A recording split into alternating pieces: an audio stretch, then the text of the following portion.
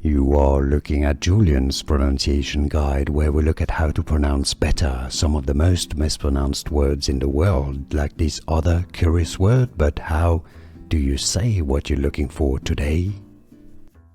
Let's learn how to pronounce these two words actually, correctly once and for all. If you want to learn more vocabulary in English, stay tuned. So there is a difference in meaning, in spelling, as you can see as well, and in pronunciation. So the top word is pronounced hustle. It's to push somebody roughly, to jostle, hustle. Great activity as well if you're working really hard. Hustle, it's an ha sound. The bottom word is pronounced hassle.